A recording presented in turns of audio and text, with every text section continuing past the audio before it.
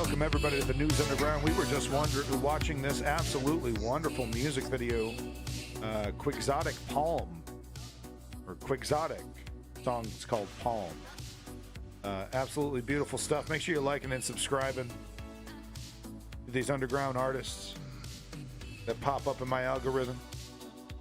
And yes, we are starting early. We are trying to get as much done as possible in a very small window of time, so I don't want to waste time, but I do want to give props to Strategy Member number 1 in the chat, Woke Patriot number 2, Smash coming in nice and early, and then, of course, Chem Goblin as well. Big props to all 4 of you. Thank you so much for coming in.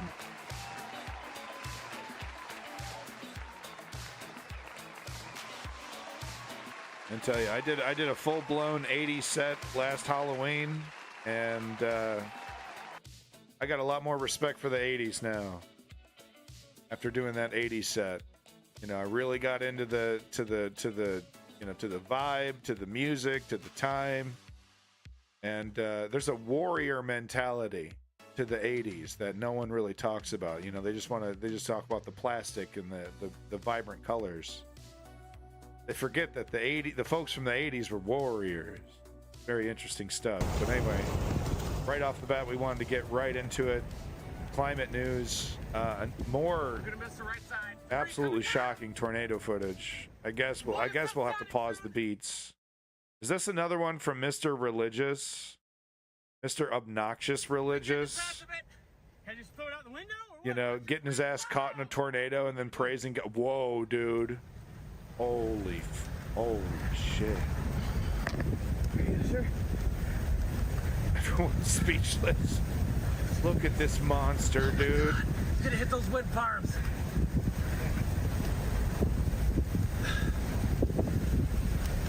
I hope this is like a heavy zoom camera and he's not. Oh my god. Oh no, okay, he's moving. Wow, they're moving. They're driving like maniacs, actually. It looks like they're maybe doing 30, 40 miles an hour. Whoa, shredded that bitch. Oh, great time for the camera to go completely out of focus. Awesome. Let's go! Awesome. Let's go! Who are you talking to, man? Look at go. Roll the window down. The left is seeding clouds. You betcha. Antifa up to its old tricks. God damn it.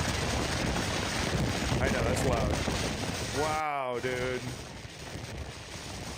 There goes another several 100 square miles. Yeah, no, I mean, here's the thing. You know, I say this every time I cover climate. I say this, so I just, my belief is that climate change, of course, you can't attribute any one event to climate change because anomalous events, happened before human beings started messing with the climate. Wow, dude. Jesus, it's like, look at this, like a super tornado, dude. But my belief is that climate change is catalyzing existing weather events and weather anomalies and things like that. So things that were once, once in a lifetime are now once every month. And, they're bigger and more ferocious than they would be normally. I believe that's the same thing for El Nino and El Nino. They act as kind of weather catalysts. So basically I'm saying everything is climate change and nothing is climate change, which is, I'm just that squeaky. I'm just that, like, you can't nail me down on anything. I'm that sneaky. Sharknado is real if we continue. God, those movies are so bad. I hate how they're shot. I wish, the problem with these like indie films that are like, they know they're a joke, is that they look too cheap. Part of the fun is when they, they're using like cinema cameras to make total schlock and trash. I don't know, it adds something to it. The Birdemic and the Sharknado, the first one had some professional, cinematography and it looked okay, I guess.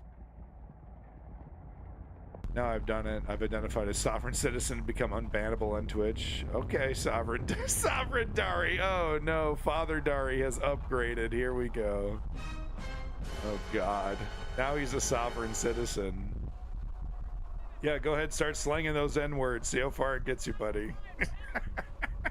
I mean, you got people coming around, you know, like with names that are like that guy from Germany. You know what I mean? Like, come on, dude. That guy with the mustache from Germany, I think, was like one of the names. Welcome back, Ford the Perfect. Doing some climate coverage again. Once again, just absolutely amazing footage. These totally nuts. These nutcases are, you know. People weren't doing this before social media. Okay, we've had cameras and shit for a long ass time. Oh, we gotta go. It's like coming right at you, dog. Well, no, okay, maybe not. I don't know. It's hard to tell. It's so big. It's like a behemoth. It's actually kind of hard to tell what direction it's actually moving in. Borderline feline, welcome back. But in this case, it's pretty clearly going across the horizon. But my God, as you can see here, I mean, just looking at it up close, that it's just like, it's a monster. It's a monster incarnate. I think this is different footage of the same thing. Yeah, okay, so we're looking at the same thing, but this seems like a different camera. And looking at the guy's interior of their vehicle, they're definitely storm chasers. Like, they're more professional than those Bible thumpers that decided to do a little moonlighting and storm chasing. Oh my board, look at those. Can't they change direction on a whim? Yeah, they can. They can change direction on a whim, but they generally head in one direction, which I didn't know that was the case. Yeah, strategy. Those guys that went in the Honda. Yeah, and then but they had the craziest footage. Like, you know, they point the camera out the window, and the electricity poles are like sparking off the road. You know, like the whole thing felt like a, you know, action movie. Yeah, blessed up kid for sure. I mean, it's nuts. Window down! Oh god. Okay, guys, you know what? It's starting to get a little embarrassing. Get some kind of command and control structure here. You know what I mean? Because like when you hear, you know, military air you know, pilots in the heat of battle, they have to keep things professional so that the communication lines can stay clear so everyone can understand what the hell's going on. You can't have a bunch of yahoos in the fucking car screaming their head off. Do this, do that. How soon? That is a monster, though. I'd be screaming like a little girl, too. I'd be shouting. Oh, my God! I want to run to the middle of that tornado. It'll be fine. I'm in the car. I'm in the car, jackass. Do you know what I mean? Like, calm down. Okay, then they're joking and laughing. All right, anyway, there you go. Climate footage, just wanted to show you that. Pretty shocking stuff. We're keeping this one moving as quickly as possible. And I will be going through I don't have all the Discord stuff, but I will be going through the Discord stuff again, you know, collecting stuff for later streams. I just have to keep things really snappy right now. But I wanted to show this because the battlefield reality, as soon as the Ukrainians are resupplied, battlefield realities are changing very quickly for the Russians. Today there are a lot of updates from the Liman direction. Here, Russian forces attempted to eliminate the Ukrainian bridgehead east of the Zhrebets River.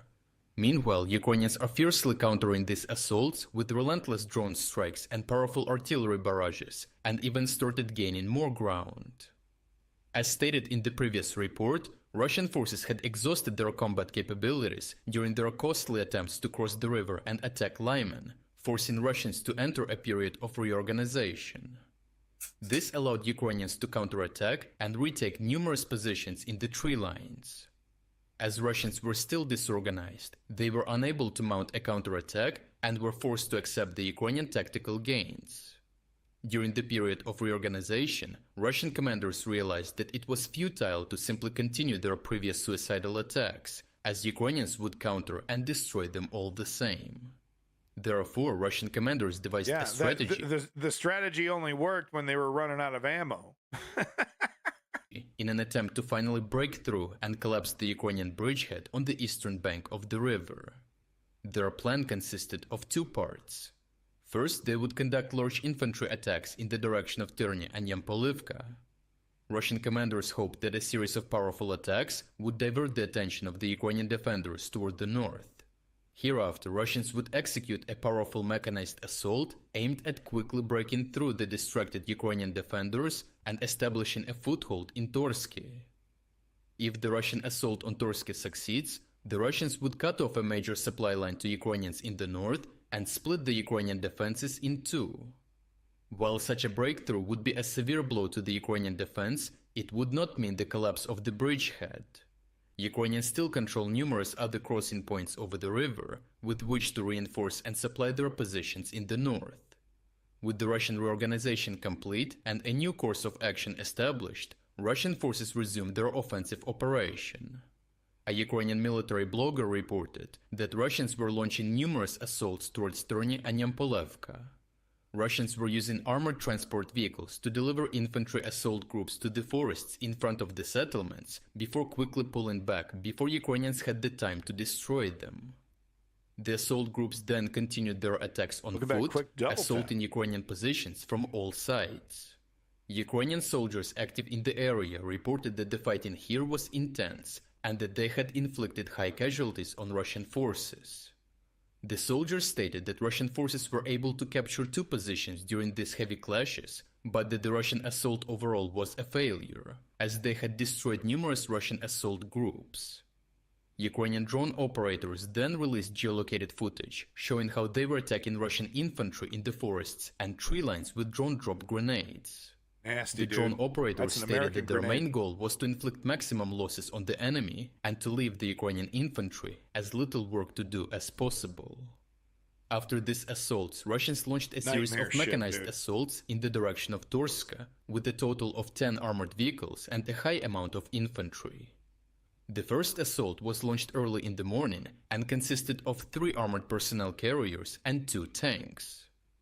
Already on the approach, the Russian assault group came under heavy fire from Ukrainian artillery crews. When the Russian assault group reached an opening between the tree lines, it became apparent that Ukrainians... Oh, damn, look at this. So this is really an interesting shot, actually. So we see the Russians blasting through. These blurred out spots are, excuse me, are tanks. He's going super hard on the censorship now, you know, because of the recent attack against his channel. But yeah, so these are tanks that are exploded or on fire currently. So it just shows you just the damage right here. UK election, an early? Is that early quick double tap, or is that the one that was on schedule to the end of the Tories' term? But as you can see here from this picture, these mines are oftentimes dropped by drones, which is fascinating. So this is like right here. What? Sunak announced it early? Okay, hold on. Whoa, okay. After Ukraine news, we're doing UK news. I didn't have any, I wasn't even paying attention to any UK shit. Sunak announced early elections. That is huge. That is fucking huge. Okay, but this is huge too. But holy shit, we're getting to UK news after this. Thank you, quick double tap, for that update. That's probably why you can be like, how come he's not covering that? That's huge. I don't know. We're going to get to that after Ukraine. We can't forget about Ukraine, especially right now when the tides are turning, folks. I can feel it. had mined this choke point with anti-tank mines, creating a kill zone. In the first assault, Russian armored vehicles were able to pass over these mines with mine rollers but were destroyed in the fields by Ukrainian artillery. Later, assault groups got stuck in this choke point as Ukrainians managed to destroy a Russian vehicle here with artillery, blocking the path for those behind it. The footage then shows how the rest of the Russian armored vehicles came under a massive artillery barrage, even leading some vehicles to attempt to cross the mines to no avail. They just say fuck it. Russian infantry that had dismounted started to flee, as they were too far removed from Ukrainian lines to continue their attack and were destroyed by Ukrainian cluster munitions. Jesus Christ. Ukrainian fighters in the area reported that all Russian armored vehicles were equipped with electronic warfare systems commanders meant know to combat that the Ukrainian this is drone gonna happen. capabilities. Unfortunately for Russians, Ukrainians have been receiving a large amount of artillery shells, with which they were able to destroy yeah, the Russian bitch. mechanized assault. Hell yeah, get the fuck out Additionally, of the Ukraine. president of Ukraine, Volodymyr Zelensky, recently stated that for the first time during the war, no Ukrainian brigades reported a lack of artillery shells. But as Davey showed us, that's not exactly true. But what he's this. What I think the reason why this is out and this is being repeated is I think that's his way of giving Joe Biden a little bit of positive press, giving the West a little bit of, hey, they helped us out. Hey, they helped us out. I think that's what's going on here. I don't know. Maybe not. Maybe I'm looking too much into it, and it was just like a one-off comment that's being blown way out of proportion. And it is apparently not true. We've heard from soldiers on the ground, but that it wasn't true 5 days ago, right? Is that the case right now? I mean, a lot of these positions are getting flooded with ammunition finally after 6 months. So, the tide is turning, folks. I can see it. The arrival of US military aid has the prospect of turning into a new phase in the war. With a sufficient supply of artillery shells, Ukrainians will no longer be overly dependent on drones. While Ukrainian drones have proven themselves to be highly effective in this war, they are unable to completely replace an extensive artillery barrage, as seen with this recent failed Russian assault. Similarly, Russians have focused their tactics on combating Ukrainian drone capabilities with developments such as widespread electronic warfare systems and the famed turtle tanks. These new Russian tactics are reasonably effective against Ukrainian drones, but stand no chance against a well-placed artillery shell. True. It is important to note that before the 6-month hold-up in military aid, Ukrainians were winning the counter-battery war, as geolocated satellite footage shows that Russian stockpiles of artillery guns were draining quickly. Damn. The newly arrived military aid will allow Ukrainians to also intensify their counter-battery fire and deal heavy blows to Russian artillery capabilities. Overall, the two-pronged Russian operation to break through Ukrainian lines and dismantle the Ukrainian bridge had failed. In the north, the Ukrainians managed to hold the Russians at bay, demolishing the newly captured Russian positions with drone-dropped grenades, returning them into the gray zone. In the south, Russians counted on their electronic warfare capabilities to bypass Ukrainian drones, but were met by an overwhelming artillery barrage, as Ukrainians no longer suffer from a shortage of artillery shells. An increase in artillery capabilities will allow Ukrainians to better combat the Russian offensive operations and help usher in a new phase in the war under the combined firepower of Ukrainian artillery and drones. Right. If you're against the invasion, we can expect this dynamic all across the battlefield. Now, the real, the fact is that the newly opened northern positions are creating a strain on the Ukrainian military that shouldn't be there, and you can basically blame the right-wing Republicans and I would say, I don't know what, 45% Joe Biden, 40%. You go ahead and give me your percentage how much Joe Biden is to blame for his lack of leadership, allowing Ukraine to starve with ammunition for 6 months, while handing over obscene, unasked for fucking everything in the sun over to Israel. It's like, okay, so we got to talk about this really quick. Putin starts tactical nuke drills near Ukraine. Frightening stuff. Absolutely frightening stuff. And this is why Joe Biden is terrible at what he is. He's not a leader, and this is why the Republicans, if they were in charge, would fare far worse, of course. But this is what happens when you have a lack of leadership, is when the authoritarians and the demagogues of the world, call your bluff and start doing shit like this. Basically what Putin is saying with these drills is that if you do what France is suggesting, and start bringing in the UN troops, and not France per se, but I don't know what, some statements from Macron, but you know what I'm saying? Like, I think there's a growing consensus that the United States or the West needs to put some boots on the ground some way or the other, cover the North.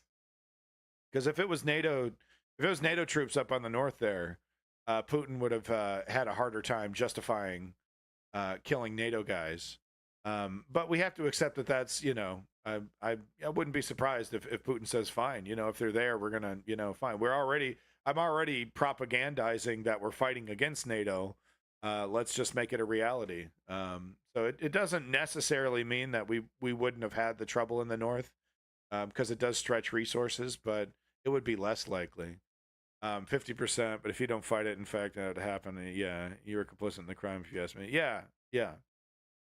I think it's fair to say that the neoliberals were not taking the conflict as seriously as they should have.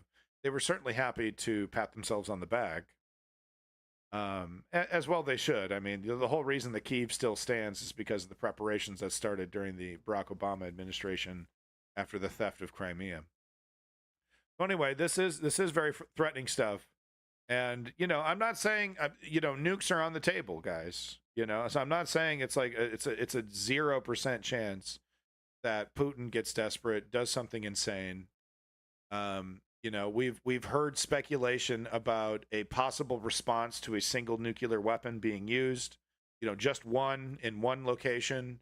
Like a conventional military response. My estimate would be probably the world's largest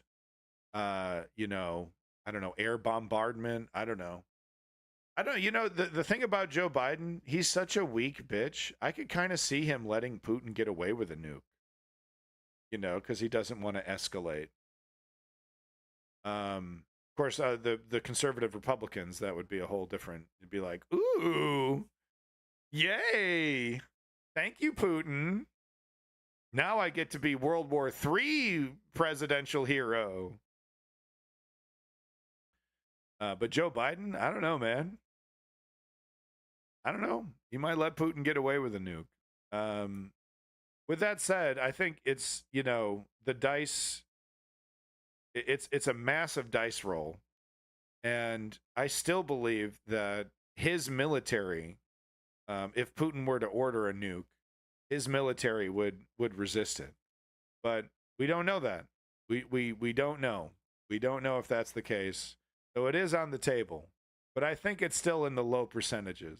But what the fuck do I know? This is why we need real leaders, though, guys, because they have the mathematicians, they have the geniuses. They could be like, well, it's about a 17% chance that Putin goes for it. It's been confirmed that Israeli rave fog machines took down the chopper of the Iranian president. Okay, let's not. Israeli rave fog machines. I see. We're not okay. I'm sorry. You weren't making an October 7th reference, Crail. Sorry. I was looking too much into that. Yeah, no. It's funny to me how it was clearly the Iranian president dying was clearly his hubris that killed him. But anyway, folks, let's be aware of this. But let's also be aware of the ramifications. Yeah. Okay, I did have this lined up, but I did want to show this. Sorry. Wait. Was that really? Yeah, okay, yeah, we're still in Ukraine. Okay. In an interview with the New York Times, President of Ukraine, Volodymyr Zelensky, urged the U.S. and Europe to do more to defend his nation. So this is the kind of scuttlebutt that, that Zelensky's talking about. It's like, come on, guys, put some boots on the ground. Let's do more. Let's be, we can't. Do you really want to turn this into a 10, 20-year quagmire? And there's, hey, we did it with Afghanistan. Hey, we did it with Iraq. We're still doing it with Iraq. We got bases all over the world. The military-industrial complex doesn't mind a big, long, protracted battle for obvious reason. Look at the mess that Vietnam turned in. And of course Afghanistan, my Vietnam, total mess, total quagmire. But a lot of people making money. A lot of Halliburton executives raking it in. So to Zelensky over here, I think that's what he kind of has to worry about a little bit here, because a forever war, boy, that sounds great. Forever profits. Я просто вам відповідаю. А давайте перейдемо до першого кроку, дуже практичного. All right, this is the last bit of Ukraine, Збивайте then we're те, що в jumping небі into над UK. Україною. І дайте нам зброю використовувати їх проти військ Росії, які знаходяться на кордонах. Yeah. So I mean, you know, here he's just saying, let me be a normal, let me fight this war like any normal war would be fought. Don't give me these ridiculous restrictions that I can't attack Russian military targets on their own soil with your fancy weapons. Quit being a pussy of all pussies. I mean, these stupid fucking restrictions that Russia would never put on if they had these wonder weapons. Ridiculous. It's absurd. And I understand. Look, if Ukraine was, attacking civilian targets every once in a while, doing a couple massacres here and there, but that is not the fucking case, man. I've never seen more professionalism from a military, quite frankly, engaged in a war. That isn't to say they're squeaky clean. That isn't to say there's war crimes. I've seen them. They're documented. I've seen Ukrainian military commit war crimes. But in war, it's always a balancing act, right? And quite frankly, these guys are incredibly professional. I think any honest observer would point that out, that they don't target civilians. They've proven themselves to be capable of targeting only military targets. It's ridiculous. Lift the fucking restrictions.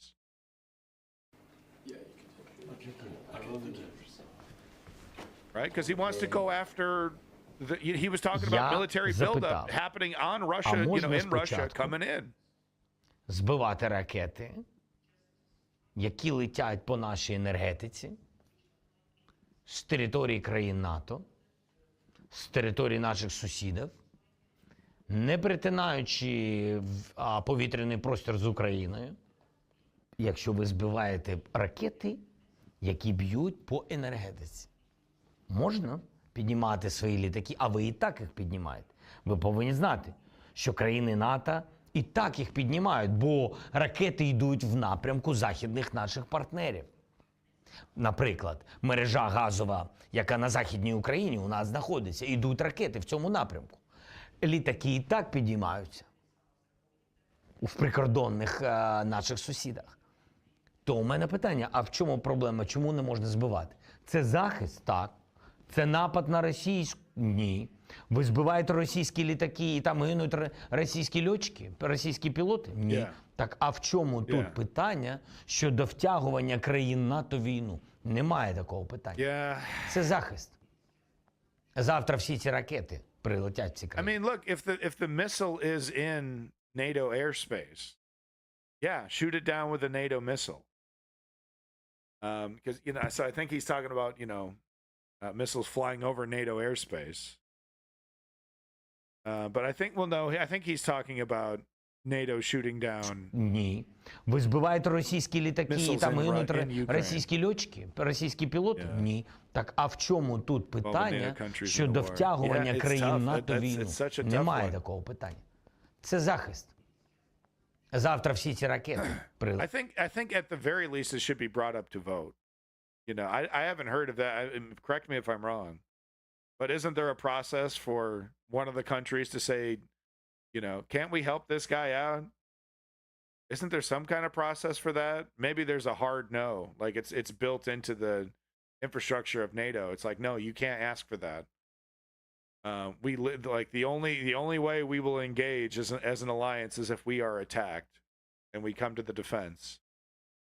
So as long as Putin follows those rules, even if he skirts it, but technically still follows those rules. It's a tough one, man. But I get it. If I was Zelensky, I'd be saying the same damn thing. Because the goal is isn't this the goal? Push back Ukraine. Don't we all agree? You're happy to give me weapons to do it. So that and this whole idea that we would be blamed if Putin were to drop chemical or nuclear weapons, that this would be the West's fault, is pretty absurd as well. Isn't that cute? That's like the abusive husband blaming the wife for pissing him off. I wouldn't have beat your ass if it wasn't your fucking mouth. Smart mouth telling me I have a small penis. What are we talking about? All right, we're moving on to Myanmar, folks. Keeping it snappy. 30 minutes in, we're already on to our third topic. That's how we keep it snappy. Snizappy. Oh, he ruined it. He ruined it. Good job. Fucking ruined it. So Myanmar, big news. And we got a frontline special here in 9 minutes. But the revolution continues. We got some really interesting chuckles. We got some really interesting. Thank you to all the viewers, by the way. Thank you if you stuck around. If I haven't bored you to tears already, thank you, by the way, for viewing the news underground, sticking around. I do appreciate all you lurkers out there. Thank you once again. But no, we got some big news coming out of. Am I spelling M-Y-A? It's just the font is weird. M-Y-A and M-A-R. Yeah, okay. The font is weird. Why is it the kerning? Why is it like that? That looks terrible. All right, well, we're just gonna have to go with that. That is terrible. But no, huge news out of Myanmar, folks. The revolution continues. Scrappy rebels are doing what they can, fighting against this professional military that wants to, basically do a full-blown military-style coup. It's this weird space between Y and A. All right, so let's get into it here because it is quite fascinating. And let me tell you, the interviews in this special are really something else. The BBC reporters right on the front lines, and I gotta say this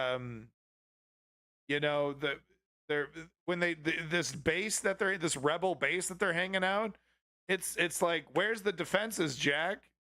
What the fuck is this? Like, I get it, it's like different culture and everything, but you are fighting a professional military. Where's the dugouts? Where's the cover? You'll see what I mean here. Hello there. We begin with a special report from the front line in Myanmar, a country in the grip of a war largely forgotten by the outside world. Rebel forces there are fighting an intense battle against the military regime. After this. Press freedom in the country is restricted. Hundreds of journalists have been jailed, and getting into Myanmar to report firsthand is tough. But a BBC team has done it. The background is complicated, but the country's transition to democracy was cut short 3 years ago by a military coup, with the elected government led by the Nobel Peace Prize laureate Aung San Suu Kyi being ousted. Also, war criminal. Also a war criminal. Just thought I'd mention that. Mixed history. I keep meaning to do the deep dive on Aung San Suu Kyi because there's some legitimate criticism. But anyway, let's keep it moving. We always mention that part. Nobel Prize, all that. Also, war criminal. People took to the streets in protest, but were met with a brutal crackdown.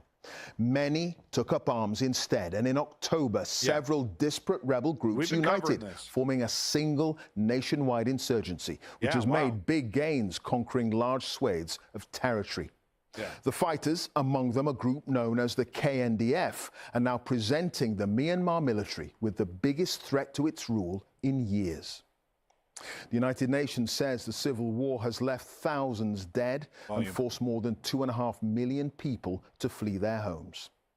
Well, Quentin Somerville and camera journalist Darren Conway have spent a month with the rebels in Karenni State, at their jungle bases and on the front line.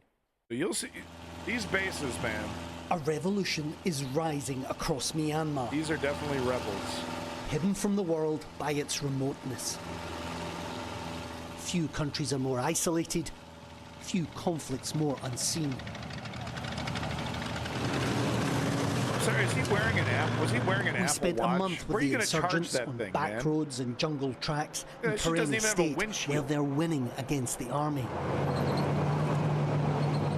They've driven the military out of most of their territory. But main roads are mined, and we're still in range of army warplanes. So we have to take the long way round. Is there anything you can do about that? I don't know, what kind of... Is there some kind of... Oh, man, a steep opposition hilltop in Pasong, above one of the last 4 military bases remaining in the state.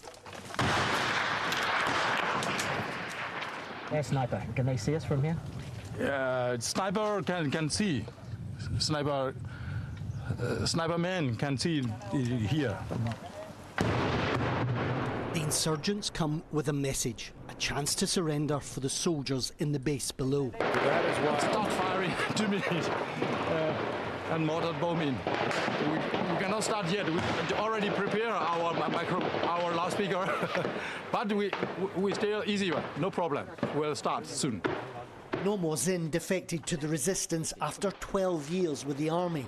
He says he speaks the soldiers' language. Oh, wow. For now, they don't appear to be listening.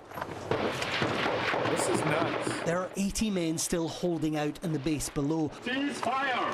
Cease fire, please!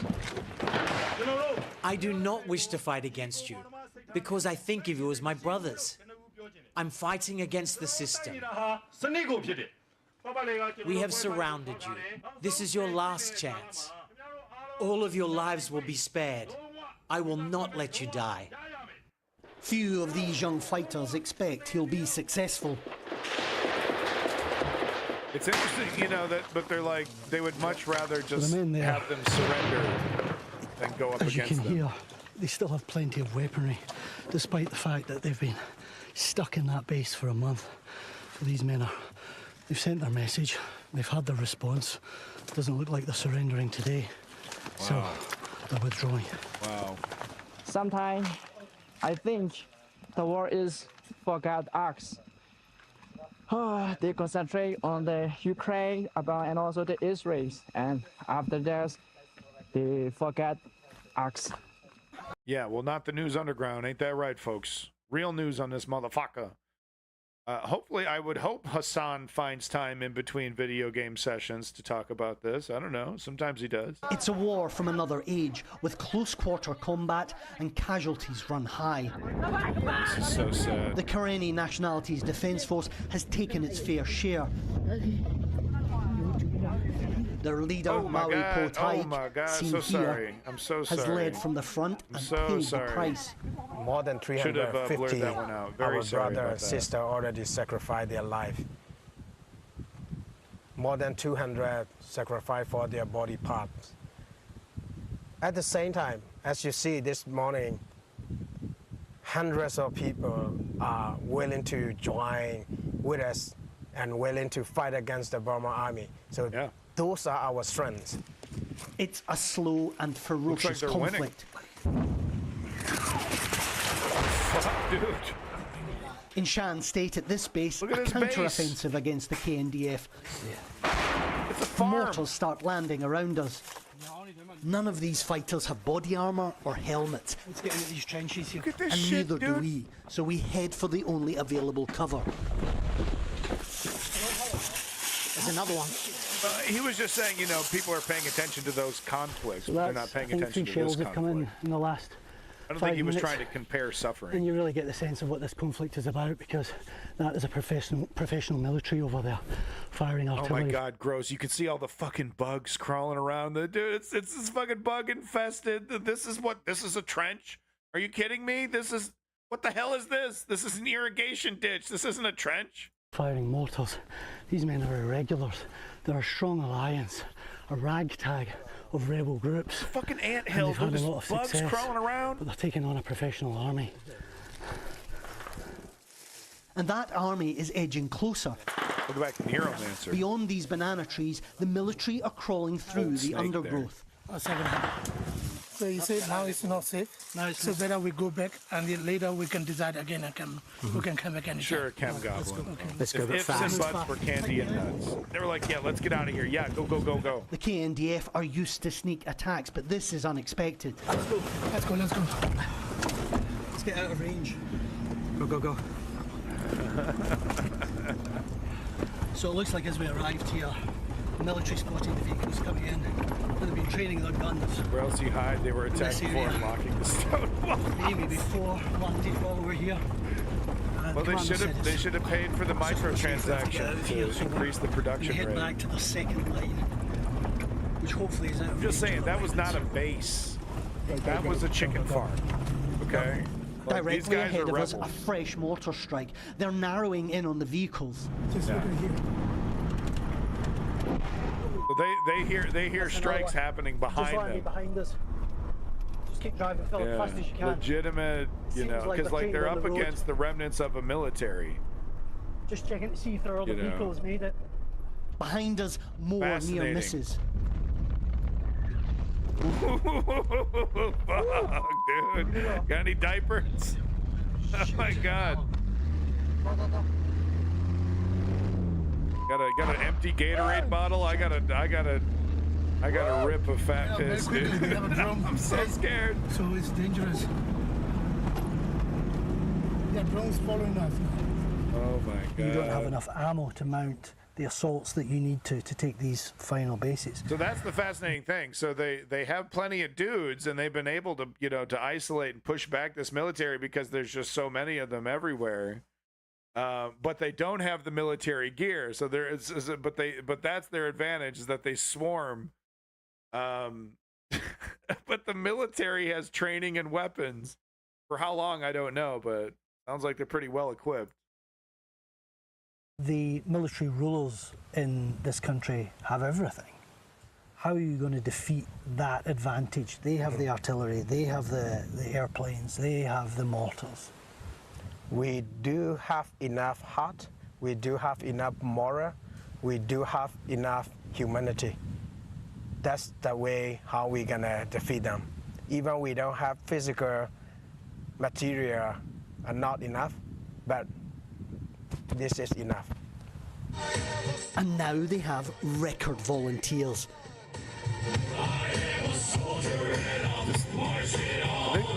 Their ranks have never been stronger, their victories never greater.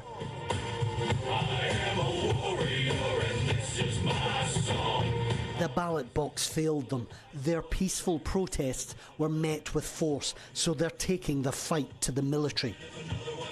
Myanmar's new revolutionaries are on the march.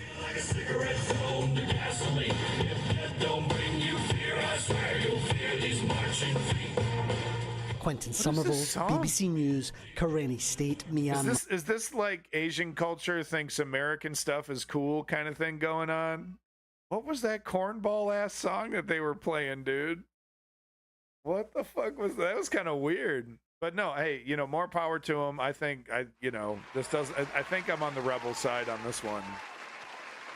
I generally do not believe in military rule. So this is the side that Aung San Suu Kyi is on, and she's a mixed bag as far as my naive interpretation so far of what I've seen. She's a mixed bag, but she's better than a military junta. That's very interesting, Cam Goblin, that what he was saying about how it's a moral fight. Definitely, I could see how a Ukrainian could feel that. Folks, we have yet another. Okay, wait a minute. Okay, before we do that, before we do that, we have to talk about UK. I can't believe that early elections. Are you serious? Okay, so we got to talk about this. Early elections. Rishi Sunak calls early. Wow. Just gonna type Rishi into YouTube here. Wow, holy shit. This is huge. This is huge. I can't believe early. Why early? It does not. I'm so confused. It does not benefit him to do this early. Is he tired? Does he just want to go? Okay, I'm just trying to find a good video here. So they do his speech. Just trying to find a good analysis here. Yeah, so that's just a live stream. Okay, so he did PMQs. Date of the general election. Sunak is trying the Boris playbooks. Okay, here we go. LBC analysis. Let's see what LBC has to say here. Yeah, this is huge. This is huge, man. Fucking flush these Tories finally. Finally the Tories out of government. And look, it's like, don't count your chickens, but come on, we saw what would happen. We covered the mid elections, early elections, the midterm elections, whatever you guys call them. Let's see. Yeah, okay, yeah. Rishi confirms general election. Okay. Just double these up here real quick. There we go. I'll resize it later. Okay. How's it going, Leon? Rishi Sunak wrapping up his statement in Downing Street. They're confirming that the general election will take place Yeah, so this is actually huge. I did not know when I was putting the news together that this was happening. Every time it's like every time I want a slow news day so I could do some upkeep, and it's like, dude, the news is flying by my desk. Completely torn a new one, and then local elections, that's what you call them. Yeah, call them local. We call them midterm elections. Yeah, I mean, it was pretty clear. All the Tories could say is like, well, there was a couple places where we weren't completely, our ass was blown out. Okay, let's get to it. On the 4th of July, just 6 weeks and 1 day from, he'd already asked the King for permission to suspend and dissolve Parliament. That had been granted. The growth figures and this morning's inflation figures proof, Rishi Sunak said, that the plan he set out is working. And now is the moment, according to the Prime Minister, for Britain to choose whether to build on that plan, he said, or to go back to square one with no plan. Okay, so it's a gamble. Let's do it right now when our lie about how our economic reforms are actually working can still be kind of, because like it's better to do it when there's like hope, it's pie in the sky, and it's like, oh, things are getting better, you just need to give it more time. Look, here's some positive figures. It's easier to lie about that than it is, later down the line and say, well, our economic reforms have done so much. And there's like, no, you haven't. Ever since you implemented these big changes that you're bragging about, XYZ hasn't happened. So maybe that's the calculation. You tell me, Leon. I'm curious. You tell me. And at all, his message to the voters: you must choose who is prepared to take the bold action necessary to keep our country and children safe. And he vowed in the coming weeks to fight for every vote and told the people of this country, I will earn your trust. Britain will go to the polls on the 4th of July for the first time in 4.5 years, kicking off a snap election campaign that will last just 6 weeks. Let's go live to Natasha Clark, LBC's political editor outside Downing Street. Natasha, we knew it was coming, so it proved. What did you make of what the Prime Minister had to say? Ben, we've had a confirmed... Are people fucking celebrating? Is that what I'm hearing? Am I hearing a fucking dance party happen right now in front of 10 Downing? Is that what I'm hearing? After we've been waiting all day for that news, Britain will be going to the polls on July the 4th. And I think we heard quite a lot from the Prime Minister just there about exactly what kind of battle that he hopes that we're going to be fighting between the Labour Party and the Conservatives over the next few weeks. The Prime Minister, again, talking about economic security, talking about how we're in a more unstable world than we have ever been before, and that he believes that he is only the man to lead us through that economic turbulence and that global instability around the world. He talked about war coming back to Europe. He talked about the furlough scheme, which obviously he oversaw when he was Chancellor. I think he wanted to remind us all about that, because remember, Ben, he was at the height of his popularity when he revealed that furlough scheme, bailing out millions of businesses during the pandemic. And now he's talking about how we're in a war in Europe, the world's more unstable than it's ever been before, and that he thinks that he is the guy. He says that Labour is the party that doesn't have a plan. There's the Keir Starmer, you don't really know what he stands for and what his policies would be. He said that when the Labour leader became Labour leader, he changed his tune, and how can you trust that this is the guy to run the country, and putting up a clear blue line between him and the Labour leader. So yes, a lot to go on in that speech. He mentioned the NHS, he mentioned his education reforms, how he wanted to turn Britain into a smoke-free generation. So lots of things the Prime Minister wanted to try and to say that he's already got a record on, and he wants you, the public, to continue to trust him to get on with the job and deliver it. But look, Ben, you know those polls, you know what they're saying. We know that the Prime Minister is incredibly unlikely, as it stands, to make it back into that number 10 door just behind me on July the 5th, and it's incredibly likely, if all the polls are to be correct, and obviously we don't know, sometimes they aren't correct, and the polls have been so wrong before, but Rishi Sunak believing that he thinks that this summer election is now the time to go. We didn't hear much from him about why he feels like now is that time, but we have heard the rhetoric from him ramping up over the last few weeks, and it's very clear from him that he's taking that big risk, that big gamble, because he believes that this is now either this is the only chance that he's going to have to go to the country with some good economic news, or he genuinely believes this is the best chance that he's got to hold on to the keys to Downing Street. And lots of talk, Natasha, wasn't there, about security, about the state of the world right now, Putin and Ukraine, China, AI and so on. We saw him touch on this when he gave that sort of informal election launch last week. He's trying to paint a picture of a very, very scary world, a very frightening world, in which there is a sense of better the devil you know to take us and lead us through it. Do you think people will buy that? No. It's quite a risky strategy, it seems to me. Well, that's all he's got. It is, and I think it did work for Boris Johnson when he was up against Jeremy Corbyn back in 2019, saying, do you really trust this guy who's been a bit wobbly on NATO, a bit wobbly on the nuclear deterrence? And Rishi Sunak is trying to follow the Boris Johnson playbook in many ways with his election strategy, which I'm sure we're going to be hearing a lot more about in the coming weeks. He said, the question now is for who do you trust to create a more secure future? He said the moment is now for Britain to choose that future, to build on the progress that we've had, or risk going back to square one with Keir Starmer. And he's been trotting out this line about square one all year. I think I first remember hearing about it in January when the Prime Minister first started talking about square one with Keir Starmer. A lot of people in the country will be thinking square one sounds pretty good right now. A lot of texts coming in saying exactly that. That it is. Yeah, exactly that, Natasha. Just touching on Labour briefly, how ready are they for a general election? They were the ones briefing for some time, weren't they, that they thought it would be in the summer, and people thought it was just expectation management and trying to force Sunak to commit to that. It turns out they've been right. Are they ready to go?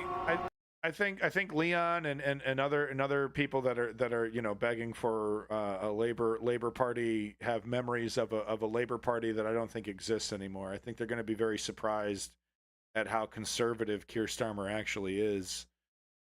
This idea that he's going to be, he's going to veer to the left once he gets in, I think is kind of a stretch. I compare him quite a bit to the neoliberals in the United States. Leon is telling me that is not accurate. I hope I'm wrong, but goddamn, dude, Keir Starmer stinks like a neoliberal, just like Justin Trudeau over here in Canada, emulating the DNC. It stinks, man. And what I'm afraid of is that we are not going to see a reversal of Brexit, which I think would be a terrible idea. But I hope I'm wrong, man. But I do think he's going to get in. I trust neither. The second guy hasn't done much as yet. Tourism and trash in the country for a while. No. I mean, Tisrael, there's a clear difference here. Let's not engage in hyperbolics here. There is a clear, just as the neoliberals in the United States with the conservatives, there is a clear difference in humanity, in the amount of wealth that they're willing to redistribute, et cetera, et cetera, et cetera. I mean, the differences are very, very clear. My concern is that the Labor Party is going to learn all the wrong lessons from the neoliberals in the United States about veering to the right to appease an aging constituency when they should be going to the left to try and appeal to the people that are actually, taking over the country. That's how humans work, Anyway.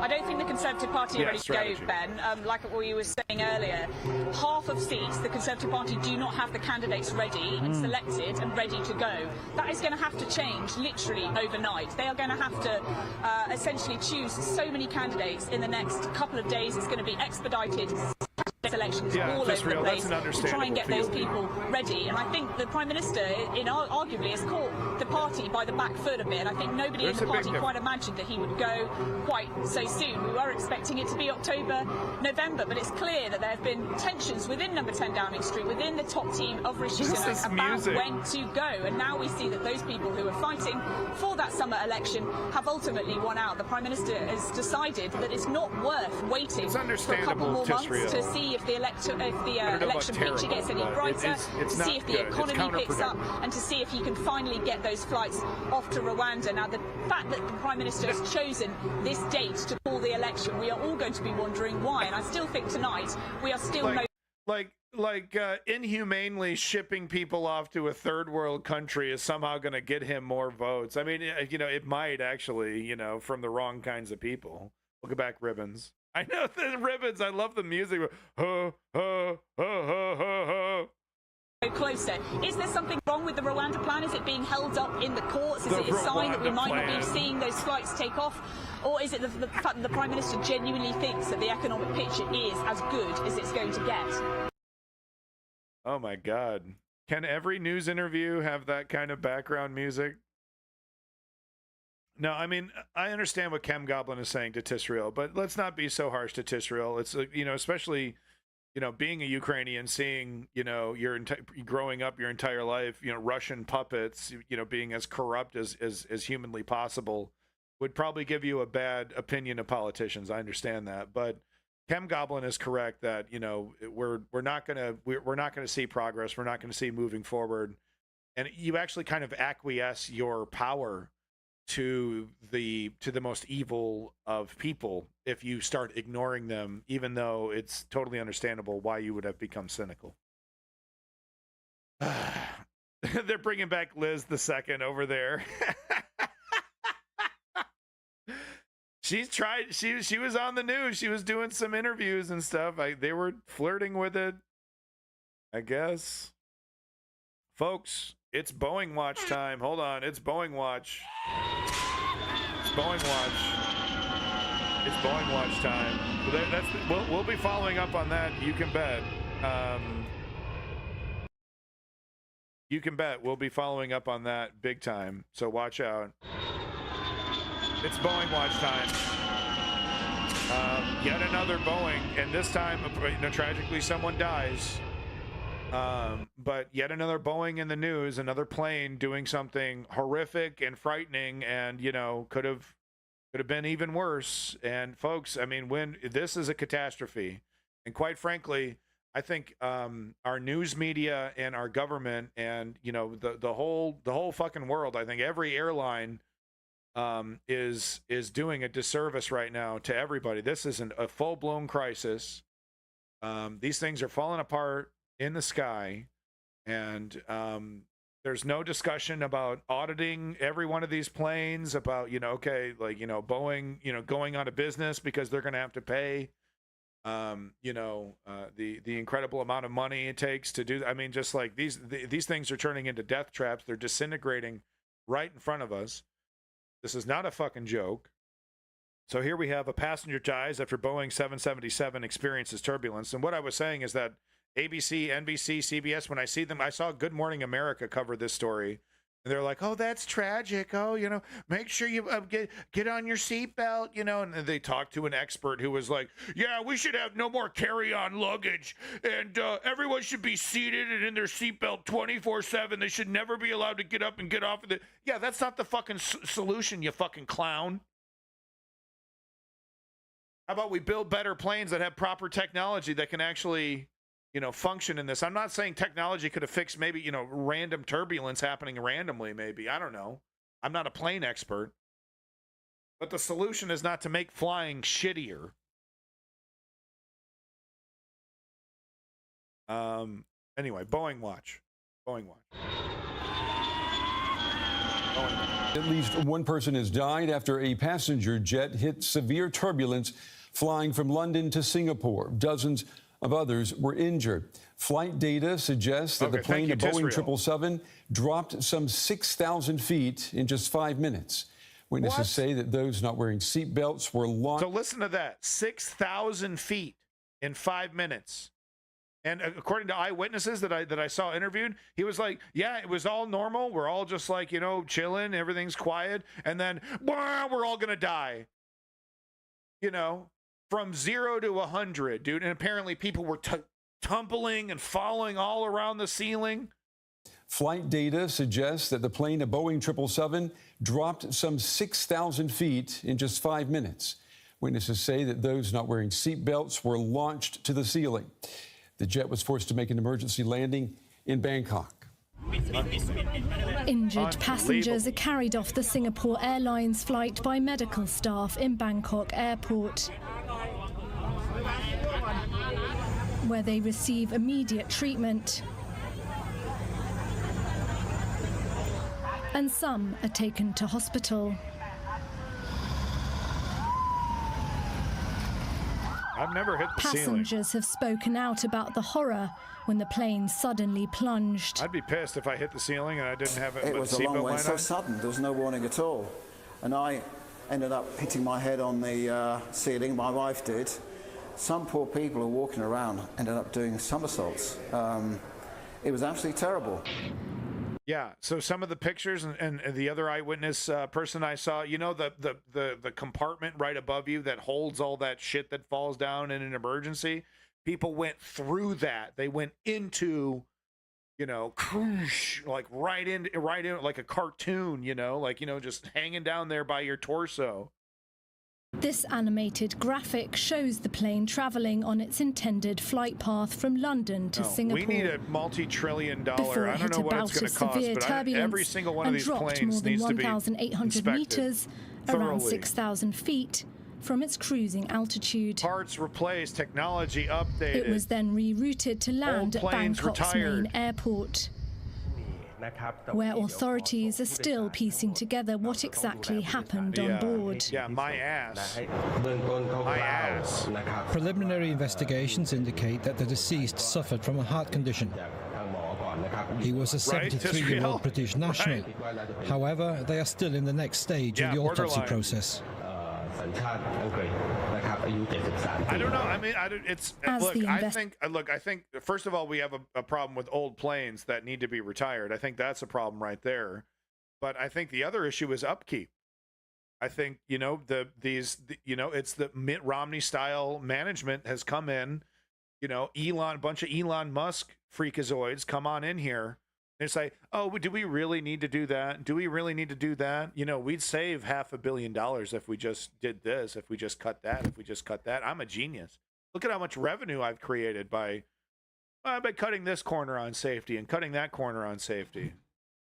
I think that's what's going on. Combination of factor retiring workforce and experienced workers, cost cutting. Yeah, I think that exactly nailed it. 100% nailed it with that comment. I just hope Boeing doesn't see this would like to be silenced. Like, yeah, well, look, you can't silence all this. This is every single week, man. I had to put in a damn sound in the soundboard for God's sakes, man. It's every single week something, and it's always a Boeing. It's almost always a Boeing. Look, and I understand like that because, you know, Boeing is like, you know, extremely popular. They've been making planes for everybody, very popular planes.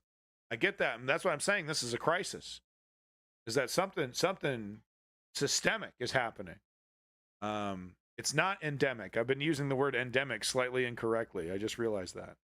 Every time you've heard me say endemic, I've probably meant epidemic. Investigation continues. Several of the passengers who felt well enough to continue their journey boarded another plane bound for Singapore. Yeah, well, what are you going to do? Julian Bray is an aviation expert from Cambridge in the UK. I spoke with him. So this is the Joker that actually listen. You know, this is we're not going to do the whole God. This guy is unbelievable. You know, but this is the Joker that gives you the recommendations of just like make flying shittier. Earlier. Yes, first of all, our condolences to the family and to all those who've been injured. This is a very unusual occurrence because the Boeing 777 is a state-of-the-art plane. It's built of carbon fiber. It's new? I thought this shit was old. It's new? It's new. It's new, huh? Okay. I thought that shit was old. This is a problem. This is a mega super duper problem. Okay. And usually turbulence only affects the mainframe of the plane and not all the other perils that we've seen today. But it does underline the fact that if you do fly on aircraft today, because of the changing climate, weather conditions and everything else, you should actually keep your seatbelt on. Just lightly around your lap, but just make sure it is actually buckled. So yeah, look, I mean, I don't unbuckle my seat. If I'm sitting, my seatbelt's always buckled. That's how I've always rolled in a plane. So he's definitely right about that. Okay, but what the hell am I supposed to do if I'm taking a leak? Right? There's just nothing you can do. You can't be thrown out of your chair and hit the ceiling, which apparently happened to quite a number of people. and they dislodged the ceiling panels, and some of the infrastructure came down, exposing pipes and everything else. So there is a message there, and another message should be that in future it should 72 be years old, according to the chat. baggage only in cabins, and all cases have to go into the hold, because that is the place for them.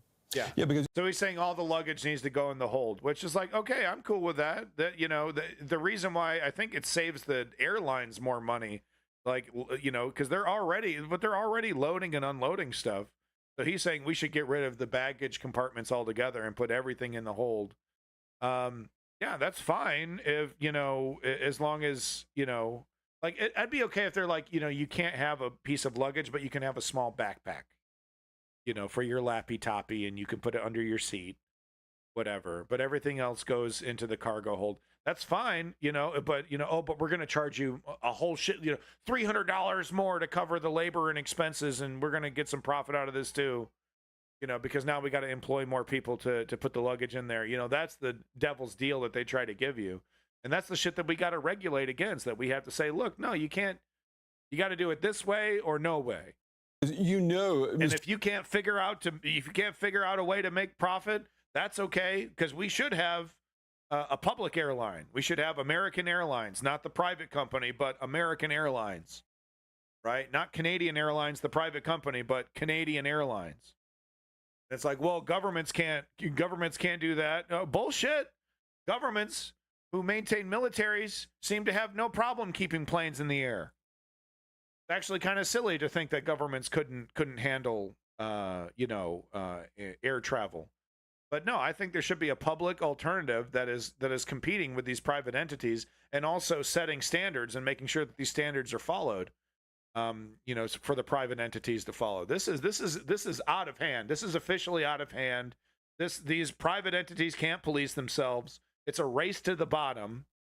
It's about a couple dozen idiots getting rich, and we're falling out of the damn sky, for God's sakes. Mr. Braid, today there are more people than ever flying, and people are trying to fly by carrying on as much luggage as possible. Do you think that... All right, look, you get it. You get the fucking point. Look, if you want to watch the rest of this interview, I highly recommend it. I don't have time for the whole thing, but look, it's not exactly like he's a bad guy, but the you know, look, that's fine. You want to make whatever changes you want to make, as long as it doesn't come out of my pocket. It doesn't have to. It doesn't have to. And yeah, but we should set all kinds of standards and things that they follow, for sure.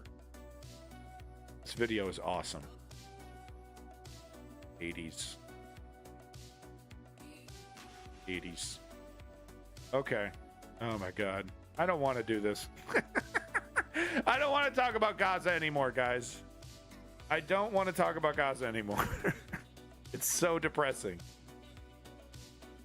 Just like, I don't know if there's going to be any good news out of Gaza for like a decade.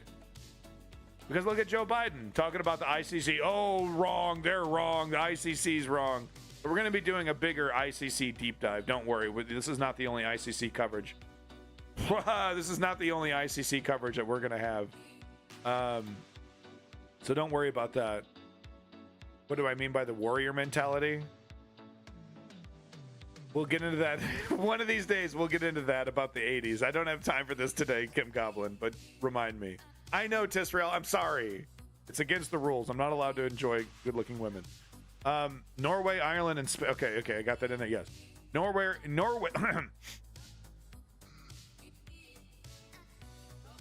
Norway, Ireland, and Spain say they will recognize a Palestinian state, deepening Israel's isolation. So, Orange Man, bad news time? No, we're not doing Trump today. Fuck Trump. I didn't really have time to squeeze in the UK, but that's huge news. We got to talk about that. But yeah, Trump didn't testify. Whatever, as expected, you know. No, but we'll cover Trump another day. Fuck him. You know, what's the latest saga? He's Dukes of Hazzard. He's avoiding. He's going to avoid jail time. You know, more depressing news. I don't know. I think it's going to be a hung jury. I think at least one of those guys is going to be a partisan, thinking that he's going to be a hero, because like he will be. If you hang that jury for the conservatives, And then, you know, the trial is over, and then you get to expose yourself. Hey, I was the guy. I stood up for you, Tucker. I stood up for you, Hannity. I stood up for you, Daddy Trump. He gets an instant media career for like at least the next 10 years. That's the fact. He gets to be Joe the plumber for the next 10 years. Gets to be the next Kyle Rittenhouse. If you're on the Discord, someone might put up an article on what happened in there. Fuck Trump. We'll talk about Trump tomorrow. Norway, Ireland, and Spain said that they will recognize a Palestinian state, deepening Israel's isolation. So this is huge news. And congratulations to Norway, Ireland, and Spain finally coming around to the right side of history. But Bibi Netanyahu, Ben Gvir, they've overplayed their hands. They've, they've gone too far. They've pushed too far. Everyone was happy with the land grabbing from Israel if it was piecemeal and slow. But now they've gone too far with the Gaza Strip. Everyone, look, countries understand what propaganda is, okay? There's the reality on the ground, and countries, just as well as you and I, are able to observe the reality on the ground. And the reality on the ground is this is not an anti-terrorist operation. Anti-terrorist operations don't look like this. Even extremely brutal, police state lockdowns don't look like this. This is ethnic cleansing.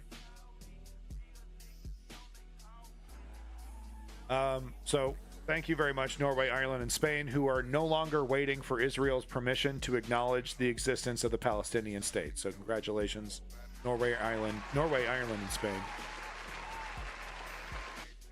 Norway, Ireland, and Spain said Wednesday they would recognize a Palestinian state, a historic but largely symbolic move that further deepens Israel's isolation more than 7 months into the grinding war against Hamas in Gaza. Isn't that funny? Isn't that funny how it's framed? Still a war against Hamas, huh, guys? I guess what are you gonna call it once Israel pretends that they've declared victory against Hamas? Israel immediately denounces the decisions and recalled its ambassadors to the three countries. Palestinian officials welcome the announcements as an affirmation of their decades-long quest for statehood in East Jerusalem, the West Bank, and the Gaza Strip, territories Israel seized in 1967 Mideast War and still controls. Yada, yada, yada. It's good news. Here's the whole article here. This is great because, this is no longer, the consensus is we can no longer wait for Israel's permission to acknowledge the existence of Palestine because it's obvious that the goal is to take all of Palestine before that happens, right? It makes it harder to destroy Palestine if it's legitimized in the international community. Makes it harder to erase it completely. If the international community is, stuck with the United States and the West on this, it's like, well, of course, Palestine, Palestine never existed. It was never officially recognized. It was never even, they were just literally keeping the seat warm for us, guys. Wanted to, the ICC wanted to do a small, I don't have time to do a deep dive, but I wanted to do a small dive into the ICC stuff. Because I do think it is, the more I look into it, I was hand waving it away a little bit last stream, but I was simply saying, look, there's no enforcement, and that's still unfortunately true. But this is more important than I think a lot of skeptics and cynics give it credit for. So let's do a little small dive into the kiddie pool about this ICC news. Yeah, a dive into the knee level pool. Break your neck into the ICC pool. Because when the court was pursuing Putin for crimes against Ukrainian children, which is essentially... I think we have to be very cautious because when the court was pursuing Putin for crimes against Ukrainian children, which is essentially a form of genocide, we were cheering them on. We were saying, thank you, ICC. Everybody was on side. Indeed, even though Russia is not obviously a signatory to the ICC. The challenge here is that I think a lot of people seem to think that there is essentially equivalence being given between Hamas and the Israeli government. I don't think that's what we're seeing. And what I think is really interesting... Yeah, that's how Israel wants to frame this, is how dare you compare us to Hamas? How dare you compare us to Hamas? And that's not what's happening here at all. But that's what they wanted to, say, oh, look at this international body is so illegitimate that they would even dare to compare the great and legitimate democracy of Israel to a terrorist organization. It's like, no, it's not about, your legitimacy or any of that. It's about the crimes you have committed. Between Hamas and the Israeli government. I don't think that's what we're seeing. And what I think is really interesting here is that clearly the prosecutor recognises the sensitivity, and that's why he's asked this group of independent, and I have to say some of the best, legal minds in the world to give their opinion, which of course they delivered yesterday alongside the arrest warrant request. And you say there isn't an equivalent. Yeah, but you didn't. I bet Alan Dershowitz wasn't part of that group. So how can you say it was all the best legal minds when Alan Dershowitz wasn't there? Come on, guys. Everyone knows he's the top expert. Opinion, which of course they delivered yesterday alongside the arrest warrant request. And you say there isn't an equivalence because there are two sets of warrants or applications for warrants making two sets of allegations about two different groups of people. Exactly that. And look, I think I was the first person in the world to say that what Hamas did on the 7th of October was a crime against humanity, because it absolutely was. It absolutely is. But they are very different. If you read the judgment, it's very clear. And also if you read, not the judgment, if you read out the legal setting out of the request, the arrest warrant, and then also what these independent legal minds have said, they are very different bases for it. And the reality is the judges will now review the arrest warrants and decide whether to allow them to go forward. And they might not, of course. So I think people are saying, people are being very critical, but I think we do have to have respect for independent institutions. And there is a reason why we have the ICC and why we've been so reliant on it in the past. The government has been quite cautious in its language. What do we got It's talked about this being unhelpful and not helping get aid in, which is unarguable. But at the same time, we have to be careful in this country because we are one of the countries that created the ICC, created The Hague in the first place. We do, and actually I think our line has been far better than that of some of our partners, for example the US, who've been far more strong in their criticism. But also I think I want to challenge this idea. Pretty pro-war crimes for the US there. Does that surprise anybody? This is why I was cringing when Vosh and all the other lefties were doing the NAFO memes and cheering. It's like, guys, do we forget the great mighty U.S. empire? We forget the military-industrial complex? We're just gonna, we're gonna kick your ass now, Russia. It's like all of a sudden, it's like, come on, man, we gotta keep our heads on here. We gotta remember the devil that we're dealing with. That it's unhelpful, because when you are looking at a crisis, for example, Sudan at the moment, El Fasher, where we look like we're about to see appalling crimes against humanity committed, actually launching independent investigation is one of the few tools available to you to try and stop atrocities. And I had Tariq Ahmed, the Minister for the Middle East, in front of my committee last week, and one of the things he said, and his exact words were, people are dying in Gaza because of a lack of medicine, a lack of support, and a lack of amenities. Now, who has control over those medicine, support, and amenities? It is the Israeli government. And that is exactly what the ICC arrest warrant looks at. Those are war it talks about starvation. No, they're not. It talks about the impact of withholding and stopping aid. And That's it uses Benny Gantz, it uses Gallant and Netanyahu's own words as part of the request. And so when David Cameron says this is all a mistake, you wouldn't agree with that, would you? I wouldn't go that far, because I think we have to be very cautious. We cannot in one year say that the ICC is absolutely right and herald it as a great success of the independent legal system around the world, and the next say it's not right. I think we have to be very, very cautious. We can, of course, challenge. You can, of course, say you disagree. But I think the way in which you do is important. And I think I have to say the way our government's done it is far more respectful than necessarily others. And what about the general criticism is that the ICC should not go after, or maybe be able to go after, the ministers of democratically elected governments who are defending their territory, defending their people, as Netanyahu and Gallant say they are? Across the world, we are seeing, and I'm not saying this is true of Israel, but we are seeing states where democratically elected leaders are going down the hole of autocracy. You cannot say that just because you have been elected, you have the right to pursue whatever you want in any way that you choose. And I think, look, I've been very clear throughout all this. I absolutely support Israel, but I do not support the way in which they have prosecuted this when it comes to proportionality and necessity. And these are exactly the points that are being drawn out by the lawyers. They are not saying that Israel was wrong to go after Hamas. They are not wrong to say that Israel's security, long-term security, relies on getting rid of Hamas, an appalling terrorist group. We need that for all of our stability. But there are also laws around warfare, and that is where the challenge sits. So as you read these applications for warrants, you wouldn't say there's moral equivalence being made between Israel and Hamas? Absolutely not. They are completely different issues under which the referrals be made for arrest warrants, and these are two totally different things. And that is why, for example, when we talk about, and I often get asked, oh, Alicia, how can you...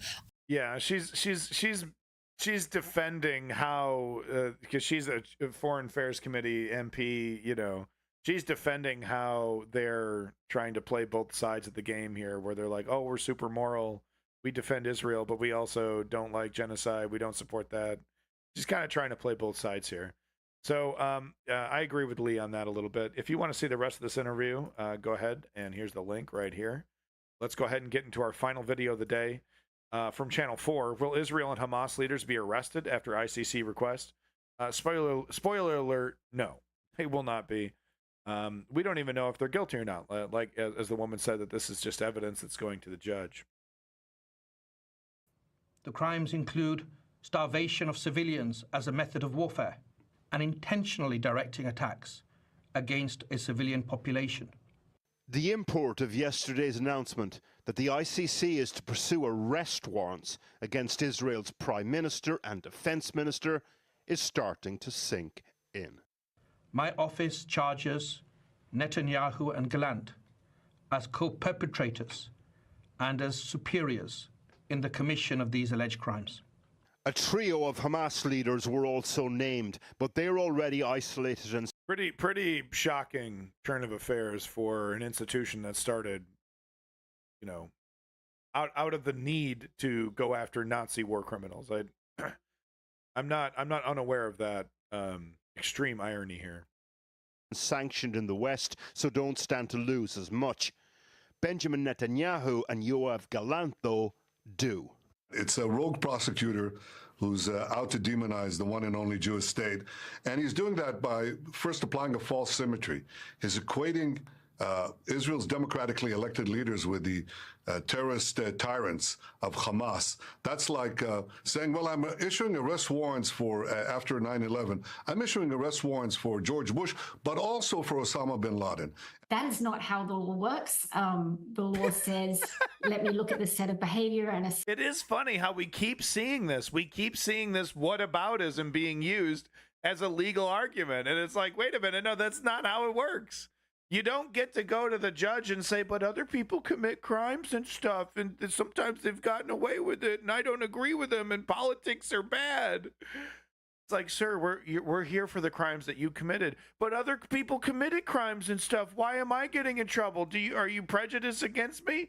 It's bizarre and absurd that you know, that you should be above crime because crime has been committed before you. I'm issuing arrest warrants for George Bush, but also for Osama bin Laden.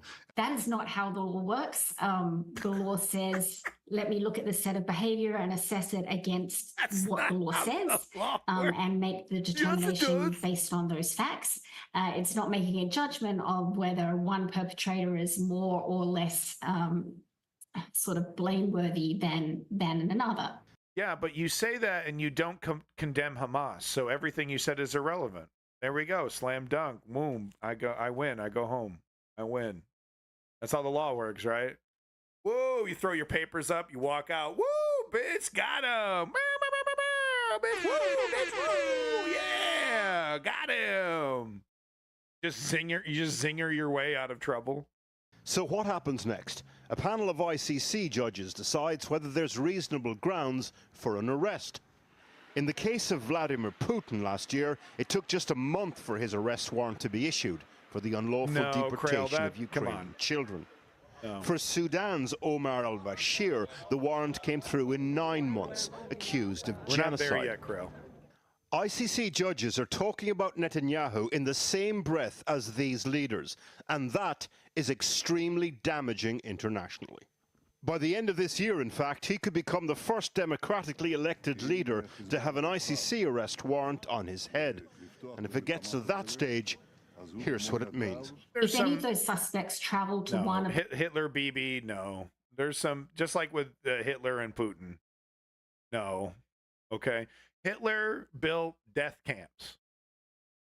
Like 50,000, 60,000 people dying a day. Factory of death. Look, I don't like these characters either. Okay, but there's a scale. There's a scale of atrocities. And, you know, we're not at Holocaust levels. We're not, you know, as much as I despise the Russian government for the atrocities of Bucha and all the civilian deaths in Ukraine.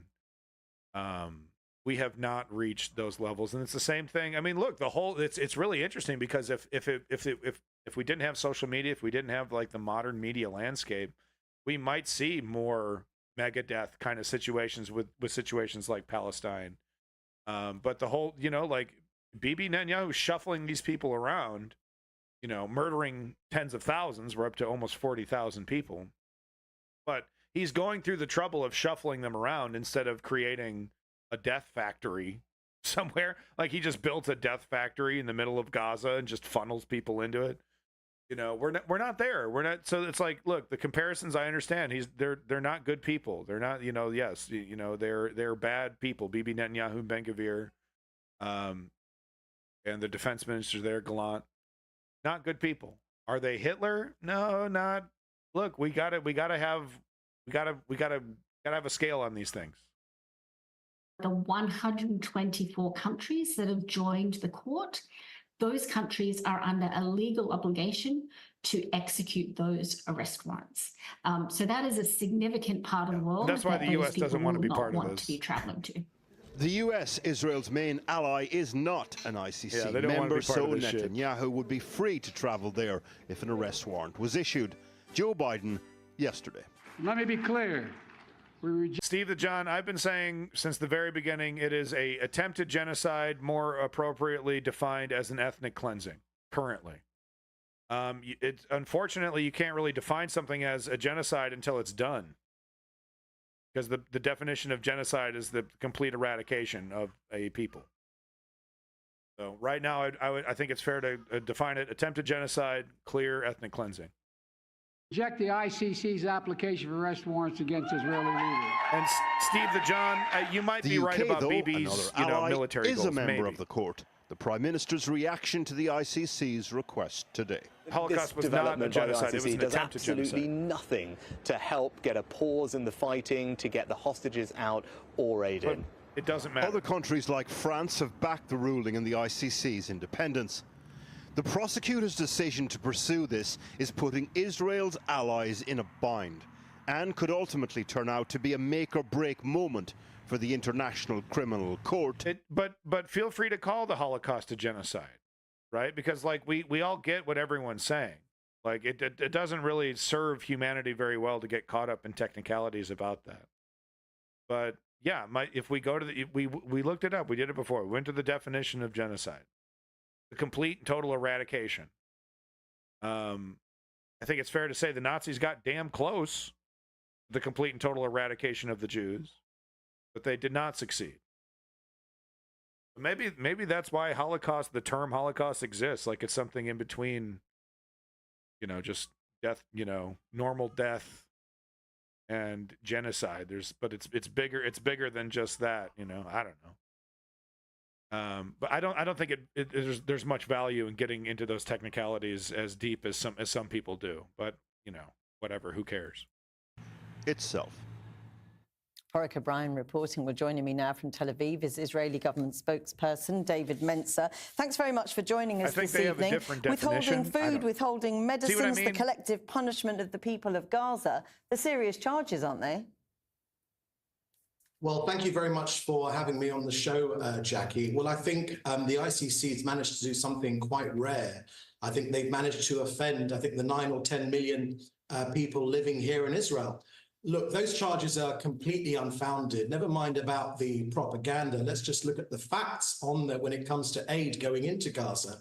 There have been more than 500,000 tons of aid in the last 24 hours. Just today, more than 400 trucks went in. That is 4 football stadiums of aid. No, that's not the United Nations says the north of Bibi Netanyahu will be able to come to America anytime and be treated like a head of state.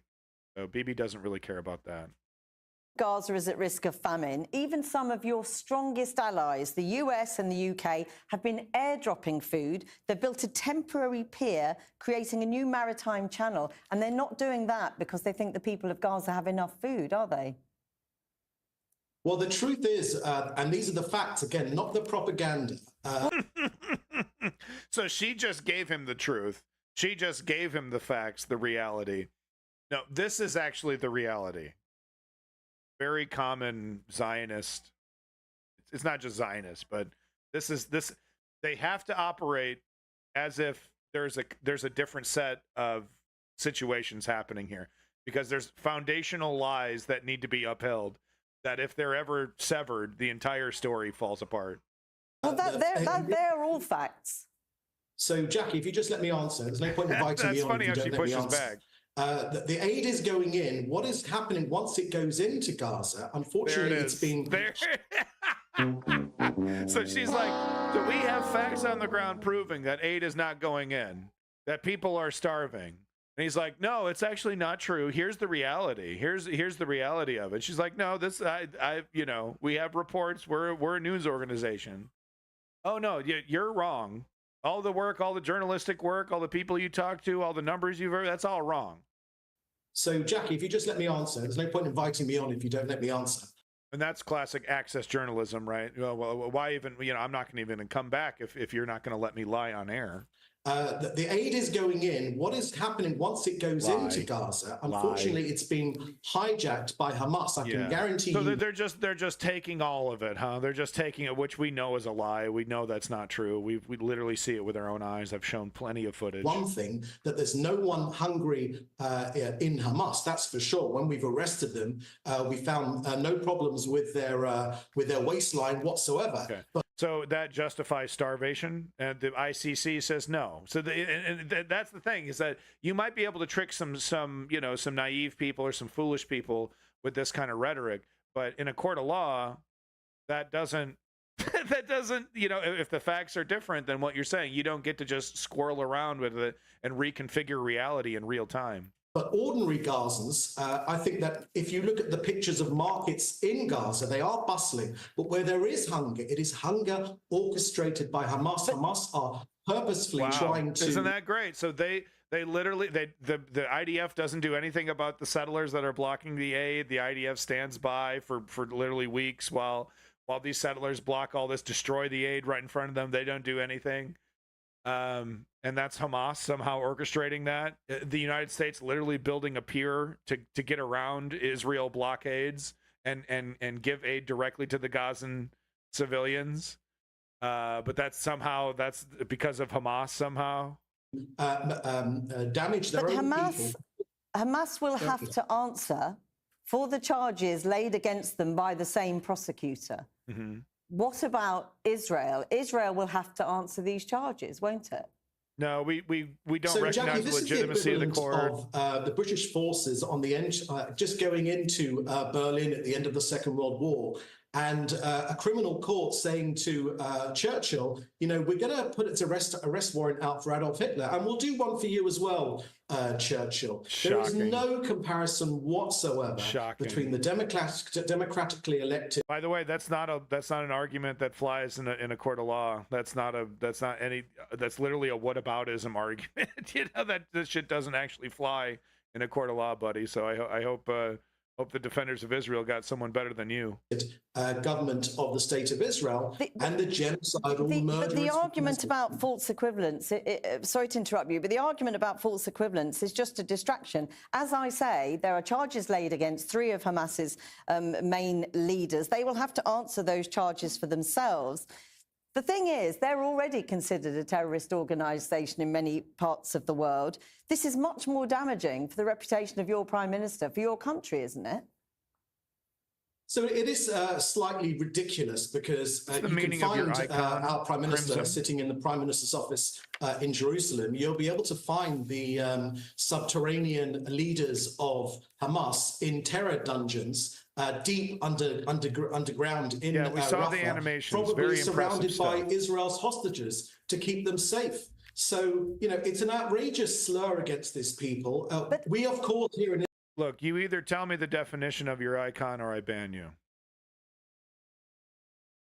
Israel and Jewish people in general are used to these sorts of vicious slurs. Once again, there is no shortage of aid going into Gaza, but it's Hamas itself which is stealing the aid. But and the it's truth is that is responsible. That may well be Israel's defence against these charges. But there are more than 120 countries that are signatories to the ICC. If arrest warrants are issued, all of those countries, should Prime Minister Netanyahu try to visit, they would be expected to arrest him, wouldn't they? So there's a crucial point which you're missing there, of course, because Israel isn't a signatory of this deal. And of course, they've assumed that the state of Palestine is a signatory. But of course, the state of Palestine doesn't exist yet. And the best place for a state of Palestine to be created would be... But the UK, for example, the UK...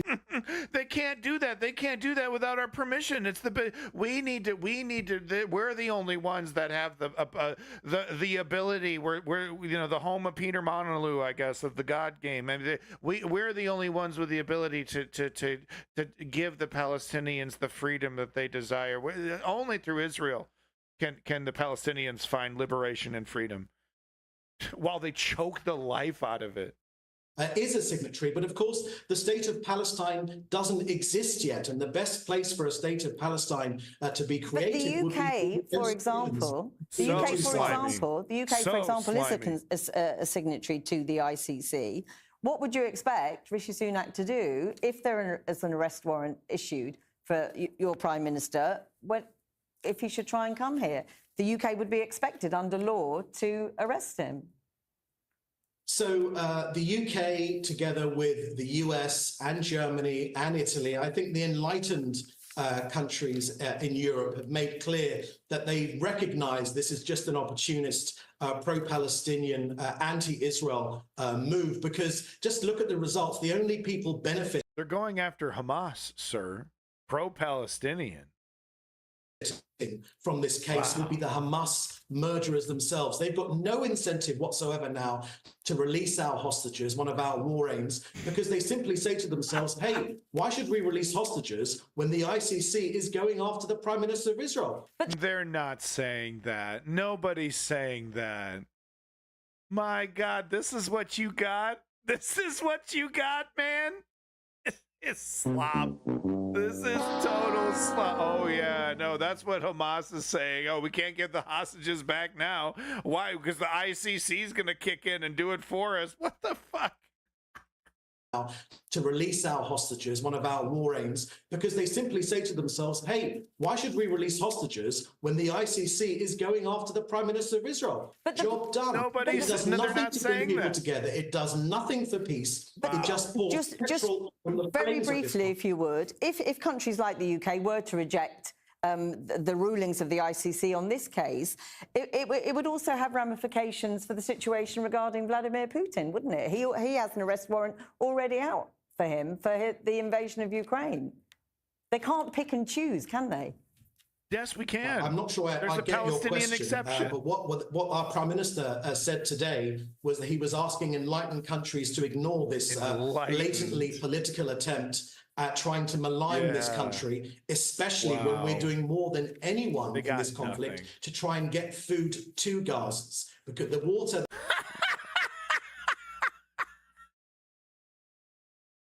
Listen to one more time. Attempt at trying to malign this country, especially when we're doing more than anyone in this conflict to try and get food to Gazans, because the water that's going into Gaza is because Israel has provided the water lines and repaired the ones which Hamas destroyed. The food that's going into Gaza is going in there because Israel's getting it in. It's Hamas, which is putting it towards their own nefarious means. David Minister, thank you very much for talking to us this evening. And what a failure of journalism. What a you're just going to sit at your terrible desk, at your terrible sharp-angled desk, and let him get away with that? Nobody bringing in more food than Israel. What are you talking about? Look, I get it. You're up against the commercial break, but what the fuck? Do you care about your legitimacy? I mean, like, that's an embarrassment. You can't squeak in a quick comment. Oh, well, we know that's not true. Oh, we can't say that. Oh, we got to be unbiased. Oh, unbiased. Meanwhile, complete dishonest bad actors take full advantage. He knows full well she's up against the commercial break. He knows full well he can fill this space with as many lies as possible. So you think people are stupid? You think he doesn't know the cadence and the rhythm of the interview?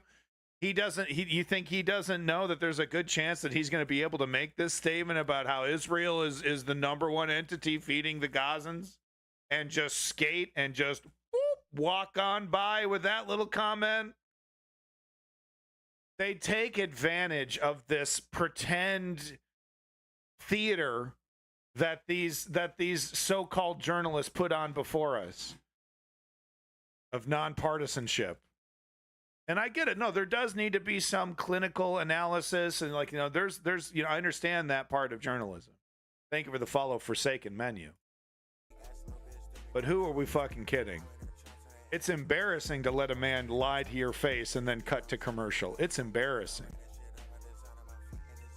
How you doing, Forsaken? Thank you again for that follow. Unfortunately, it caught me right at the very end. I checked what the symbol means. It stands for chaos, so apparently it's popularly repeated symbol. Oh, that was it. It was the 40K chaos symbol. Yeah, I remember that. Yeah. Okay. Well, I only timed him out because I just look. You gotta fucking answer my questions, dude. I'm not here to joke around.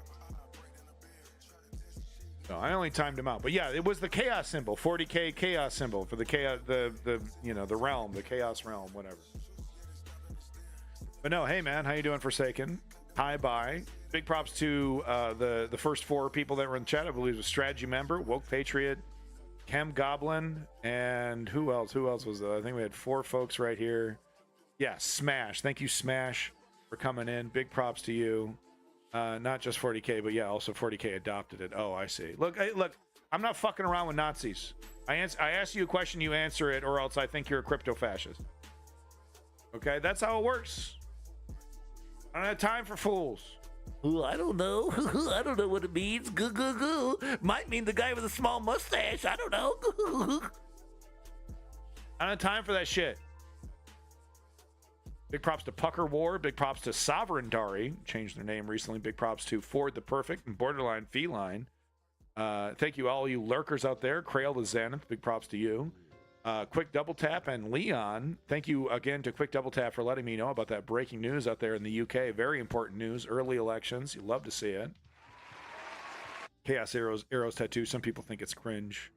I mean, look, it's only the chaos is an element of our everyday life, and we do. I don't know about embracing it, but we do need to understand its whims and come to terms with what it is. So it's not like putting Harry Potter on your fucking arm or something.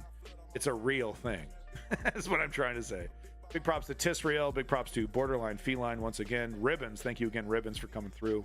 Love to see Ribbons. Thank you again, Ribbons. Savicio, that was a very interesting comment. One comment, and it was a perfect comment.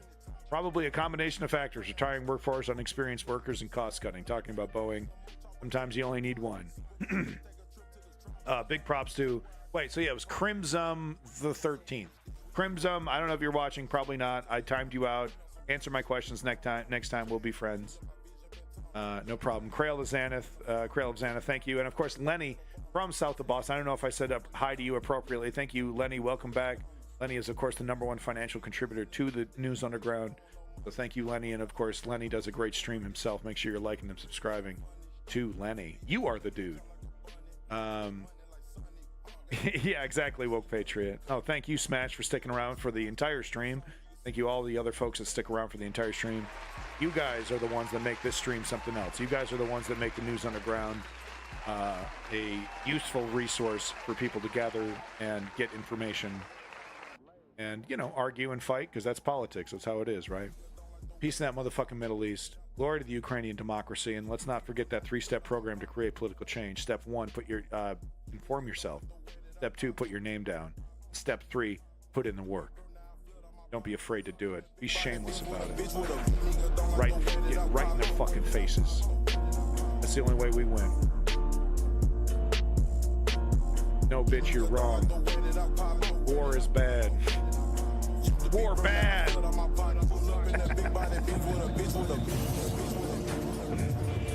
make binary, myopic statements to all your friends. You know Gezing? No, I don't. We're not saying.